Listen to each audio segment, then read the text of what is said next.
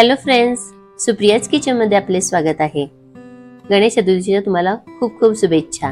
लवकरच गणपती बाप्पाचं आगमन होणार आहे। गणपती बाप्पासाठी आज आपण चॉकलेट मोदक बनवणार आहोत। हे मोदक बनवण्यासाठी फक्त 5 मिनिटे लागतात, अगदी झटपट तयार होतात।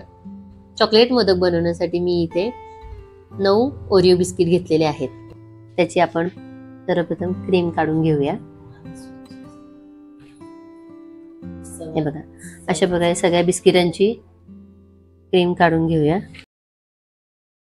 मिक्सरच्या भांड्यामध्ये ही बिस्किट घालून ह्याची पावडर करून घेतलेली आहे।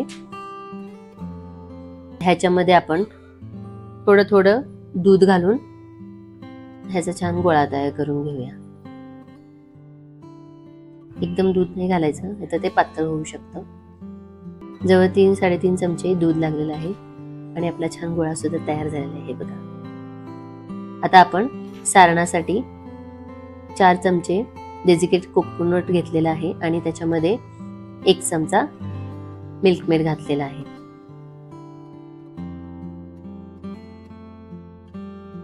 हे बघा, आपलं सारण सुद्धा तयार झालेलं आहे। आता आपण मोदकाच्या त्याच्यामध्ये चॉकलेटचं आवरण घालून घेऊया दोन्ही साईडने अशा प्रकारे, आणि मध्ये सारणाचे गोळा करून घालूया। पुन्हा चॉकलेटचं आवरण घालून त्याला पॅक करून घेऊया। हे बघा, मस्त डिलिशियस आपले मोदक तयार झालेले आहेत।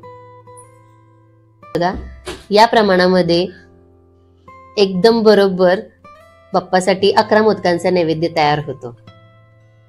खूप छान लागतात, लहान मुलांना तर खूप आवडतात। लहान मुलांना आवडतं म्हणजे गणपती बाप्पाला पण आवडणारच।